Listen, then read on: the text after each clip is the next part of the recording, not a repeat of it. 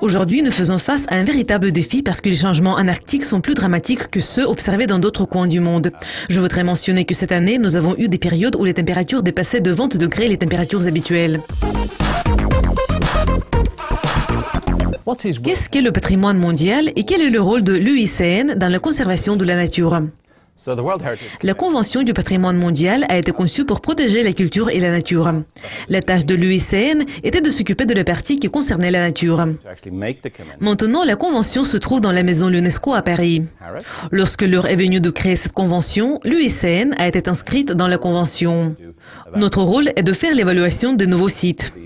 Donc, s'il s'agit de l'Arctique, des activités polaires et des zones marines du monde, c'est plutôt le travail de mon équipe. Je pense que nous travaillons dans une organisation fantastique, parce que nous avons la possibilité de travailler avec les joyaux de la couronne de la nature. Je veux dire que ce sont les endroits que nous devons protéger et tout le monde le comprend. Et ce sont les endroits que les gens du monde entier aiment et apprécient. Donc c'est une possibilité fantastique. Et pour moi personnellement, c'est également une occasion formidable d'explorer certains de ces endroits. Donc notre travail ne consiste pas seulement à protéger ces endroits, mais nous allons nous occuper des projets en matière de durabilité à long terme et nous allons veiller à ce que le gouvernement mène des projets pour protéger les sites naturels en question.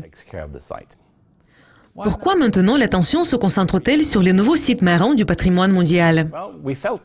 Nous avons compris qu'il y avait beaucoup de lacunes, beaucoup d'endroits fantastiques en Arctique qui n'étaient pas sur la liste du patrimoine mondial. Et les membres du comité du patrimoine mondial ont décidé que nous devions travailler sur cette question. Donc c'est le résultat d'une collaboration entre un certain nombre d'organisations, y compris le Natural Resources Defense Council, le Centre du patrimoine mondial de l'UNESCO, le WWF, l'UICN et la Fondation Prince Albert II. Quels sont ces sites proposés pour inscription sur la liste? En général, comme vous pouvez voir sur la carte, nous nous sommes concentrés sur certaines régions qui avaient des caractéristiques vraiment particulières. Donc, un endroit dont tout le monde a entendu parler, c'est le détroit de Bering. Cette région a des particularités fantastiques. On peut observer une migration des baleines, par exemple. Il s'agit plutôt des baleines grises, mais il y a également d'autres espèces de baleines. En plus, il y a beaucoup de magnifiques agrégations d'oiseaux de mer. Il y a une vie maritime vraiment riche, car c'est une sorte de passerelle entre l'océan Pacifique et l'Arctique. Une autre région intéressante pour nous, ce sont les archipels du Haut-Arctique, y compris Svalbard-Spitsbergen, qui appartient à la Norvège, et 2 archipels russes. Cette région est également très riche. Il y a par exemple beaucoup d'ours polaires et un certain nombre d'autres espèces, telles que des morses. Ces paysages sont vraiment très emblématiques, très particuliers, et ils méritent vraiment d'être protégés. Un autre endroit qui est au centre de notre attention, c'est les régions autour du Groenland. C'est ici que se trouvent certains des plus grands fjords du monde. Il est à noter que les fjords représentent un type de baie étroite et profonde qui a souvent une petite entrée qui est un peu plus étroite que cette baie. Et donc, l'eau peut pénétrer dans cette baie et y rester pendant très longtemps. Et il faut également parler des zones perdues qui, à notre avis, pourraient avoir de la glace marine pluriannuelle. Actuellement, nous constatons beaucoup de changements, mais nous pensons que les régions au nord du Canada et au nord du Groenland seront parmi les régions qui auront de la glace pendant longtemps. Et nous devons protéger ces régions parce que la glace est extrêmement importante pour certaines espèces telles que des ours polaires. Comment les changements climatiques en Arctique affectent-ils les valeurs de l'Organisation du patrimoine mondial? Je pense qu'aujourd'hui, nous faisons face à un véritable défi, parce que les changements en Arctique sont plus dramatiques que ceux observés dans d'autres coins du monde. Je voudrais mentionner que cette année, nous avons eu des périodes où les températures dépassaient de 20 degrés les températures habituelles. Imaginez seulement que les températures dans votre région ont augmenté de 20 degrés. Il serait vraiment difficile de survivre dans ces conditions. Évidemment, s'il s'agit de l'Arctique, les températures sont très basses. Mais actuellement, nous observons le rythme de la fonte des glaciers record, le rythme que nous n'avons jamais vu auparavant.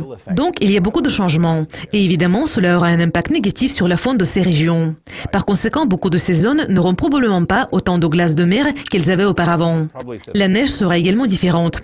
Cela veut dire qu'il y aura d'autres conditions de vie. En plus, il y aura probablement des changements des courants maritimes, ce qui à son tour va changer des possibilités d'alimentation de cette mégafaune charismatique. Donc, nous devons protéger ces sites. Comment les voies de navigation et le trafic maritime affectent-ils le climat dans cette région? La fonte des glaciers ouvre évidemment de nouvelles possibilités pour la navigation. Et nous observons déjà une croissance importante de la navigation en Arctique. La bonne nouvelle, c'est que tout le monde est conscient du fait qu'il s'agit d'une région très sensible et qu'il faut prendre toutes les précautions nécessaires. L'Organisation maritime internationale et d'autres organismes nationaux ont déjà fait beaucoup d'efforts dans ce domaine. Donc, quand les brise-glaces travaillent dans cette région, ils veillent à ce qu'il y ait des risques limités d'avoir un accident. Cependant, si d'énormes navires, comme ceux-ci, entrent dans cette zone, il y aura toujours des risques et tôt ou tard, il y aura un accident, ce qui aura évidemment un impact négatif sur la nature et sur l'environnement. En plus, nous devons toujours avoir des plans d'urgence. Nous devons savoir comment nous pouvons résoudre tel ou tel problème, comment nous pouvons éviter par exemple des déversements de pétrole qui pourraient rester en Arctique pendant longtemps. Dans les régions plus chaudes du monde, le pétrole va disparaître plus rapidement. Il y aura plus d'évaporation et la toxicité sera plus faible. Mais en Arctique, cela va endommager gravement le milieu marin.